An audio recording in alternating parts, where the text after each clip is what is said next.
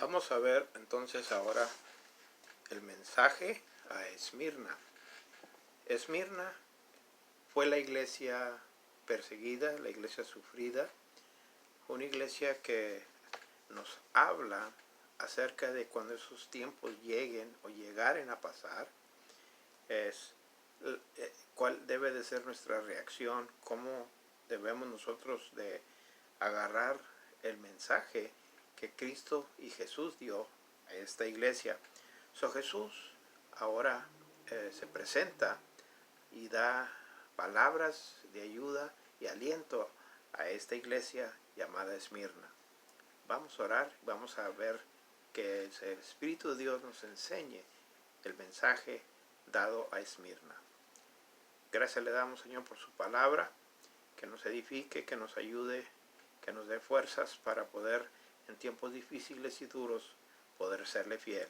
Ayúdenos, Padre, para aún oír su voz y en medio de todo esto obedecerle.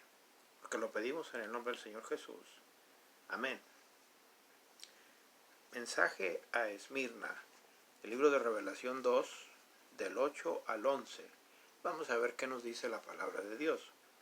Y escribe al ángel de la iglesia en Esmirna, el primero y el postrero, el que estuvo muerto y vivió, dice esto: yo conozco tus obras y tu tribulación y tu pobreza, pero tú eres rico, y la blasfemia de los que se dicen ser judíos y no lo son, sino sinagoga de Satanás. No temas en nada de lo que vas a padecer. He aquí, el diablo echará a algunos de vosotros en la cárcel para que seáis probados, y tendréis tribulación por 10 días. Sé fiel hasta la muerte, y yo te daré la corona de la vida. El que tiene oído, oiga lo que el Espíritu dice a las iglesias. El que venciere no sufrirá daño de la segunda muerte. Aquí tenemos palabras de instrucción para esta iglesia y que todavía nos ayuda también a nosotros los creyentes aún hasta nuestro tiempo. Se cree que muy probable el pastor todavía que estaba cuando se leyó esta carta, Policarpio, fue un discípulo de Juan, el apóstol Juan, y quizás él fue el que leyó el libro de Revelación y a esta iglesia específicamente leyó la palabra que fue dada a Esmirna por el Señor Jesús. Ese es el ángel de la iglesia, el mensajero de la iglesia, quizás fue Policarpio. Y dice que el Señor Jesús, el primero y el postrero, es el que habla, y el que estuvo muerto y vivió. Con esas palabras vemos primero que es el eterno. Jesús, antes de que fuera las primeras cosas, y habla de lo último, el postrero. Él es el eterno, siempre ha existido. Pero luego también dice que el que estuvo muerto y vivió. Ahora, muerto porque murió por los pecados del hombre. A eso vino. Jesús vino a pagar el precio y fue puesto por nosotros en la cruz y murió. Pero resucitó y vive para siempre. Él es el que vive para la eternidad. Entonces el primero y el postrero, el eterno y el que vive para siempre, habla. Y le habla a esta iglesia, sabiendo y conociendo al Señor primeramente entonces las condiciones y cómo se encontraba la iglesia de Esmirna. Comienza diciendo: yo conozco y veo tu tribulación. El Señor ve las condiciones como aquí de pesar y de carga y de diferentes situaciones que llegaron a la iglesia, que le llama aquí como presión, tribulación. Y así ocurre y aún pasa a través de las cosas como ahorita que estamos viendo, que estamos pasando la iglesia por tribulación. Pero esta iglesia está pasando por tribulación severa, como vamos a continuar viendo. Segundo, dice que miro tu pobreza. Esta pobreza de los hermanos eran porque estaban destituidos muchas veces, porque perdían su trabajo, perdían sus cosas materiales, perdían su empleo, perdían todo por entregarse a Cristo, por ser parte de oír el mensaje de salvación, de que Jesús perdona pecados y que Él es el único que puede salvar. Entonces algunos, cuando se declaraban como cristianos, como creyentes, perdían todo, llegaban a la promesa, a la pobreza. Pero, dice Jesús, pero ustedes son ricos, o sea, ricos en cuanto a lo que tenemos en cuanto al cielo. Como dice Job, desnudos venimos a este mundo, desnudos nos vamos a ir. No nos vamos a poder llevar a aquellos que tienen en abundancia. Nada de lo que tenemos, todo se va a quedar atrás.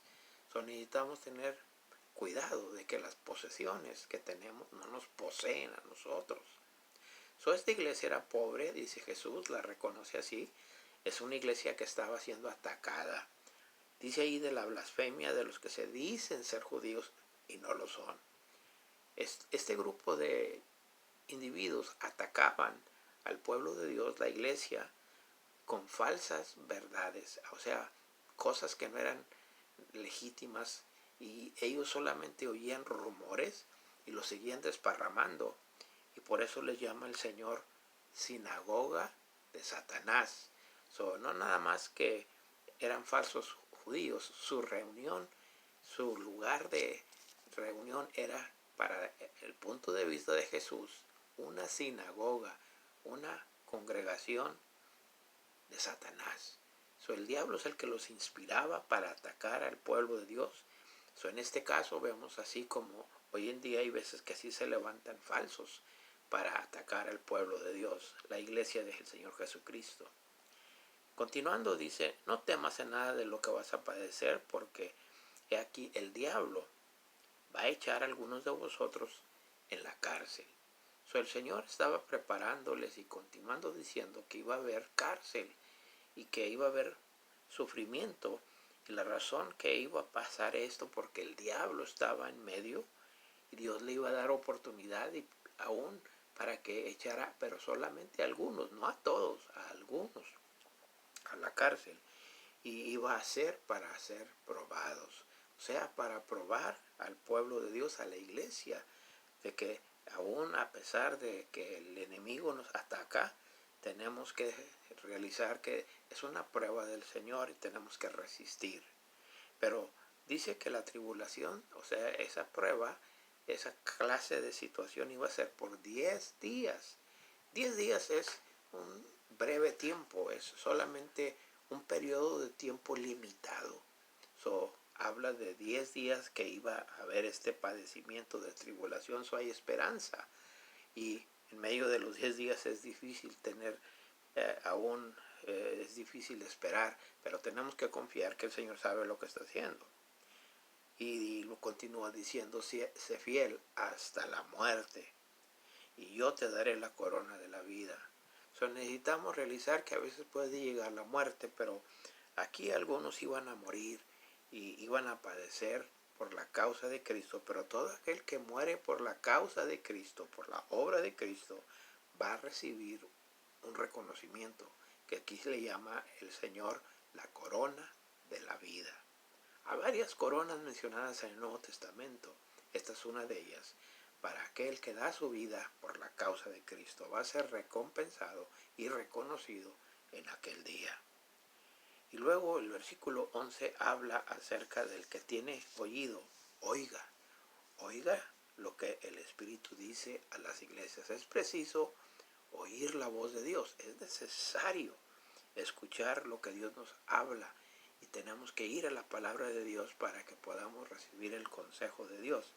Ahora, una de las cosas que nos estaba diciendo aquí el Señor es de que no tuviéramos temor, de que fuéramos fiel hasta la muerte. Es a veces que somos intimidados y viene temor al corazón del hombre cuando somos atacados, ya sea por el diablo, el gobierno o por grupos. Pero dice aquí, no temas en nada de lo que vas a padecer, sino dice, sé fiel hasta la muerte y yo te daré la corona de la vida. Vemos ahora que eso es un consejo que les da a la iglesia. Hay que oír el consejo que nos da. Pero por último habla el vencedor. El vencedor es una manera de describir al creyente, al cristiano, el que ha puesto su fe en el Señor Jesucristo. Todo aquel que clama y ha pedido a Jesús como Salvador es uno de sus vencedores.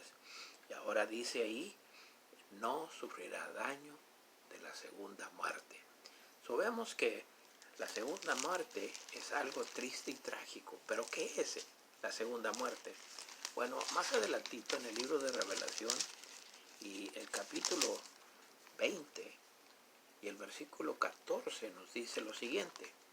Y la muerte y el Hades fueron lanzados al lago de fuego. Esta es la muerte segunda. La muerte segunda es ese lugar llamado el lago de fuego, donde va a ser echado la muerte y el Hades. El Hades es el lugar donde están los muertos. Va a ser lanzado ese lugar, ese lugar, ese sitio, va a ser expulsado y echado al lago de fuego. También nos dice capítulo 21 de Revelación y el verso 8.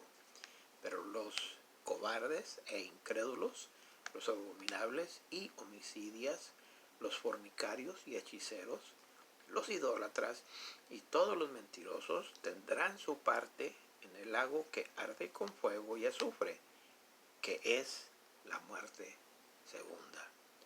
Mucha gente que no hizo paz con Dios y que no clamó por misericordia por sus pecados, va a ser por la eternidad lanzado a este lugar que se llama lago de fuego, que arde con fuego y azufre, que es la muerte segunda. Es un lugar terrible y es un lugar que por eso nos debe de impulsar a hablar para las almas conozcan y no sufran el daño que va a haber.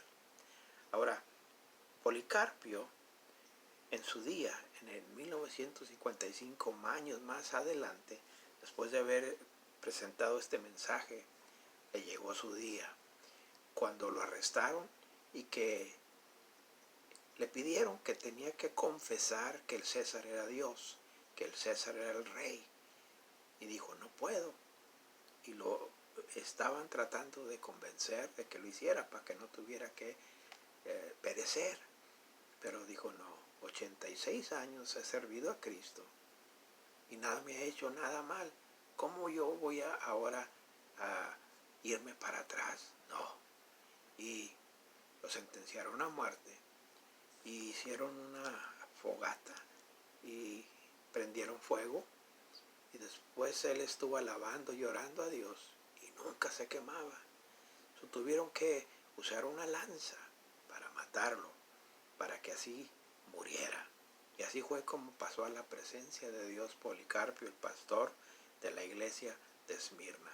Fue un testimonio que dejó grabado a muchos, que no se les podría olvidar, especialmente a aquellos del pueblo de Dios. Hoy en día hay iglesias que están sufriendo, están pasando por diferentes situaciones, especialmente aquí en Estados Unidos hay persecución y sufrimiento limitado, pero en estos días vemos ejemplos, por ejemplo en California, donde las iglesias no pueden tener más que el 25% de su congregación o 100 personas máximo. Y hay varias iglesias que han protestado y dijeron no, como una de ellas que dijo el pastor, vamos a abrir y aun cueste lo que cueste, pase lo que pase, tenemos que abrir. Es la iglesia esencial para el pueblo de Dios.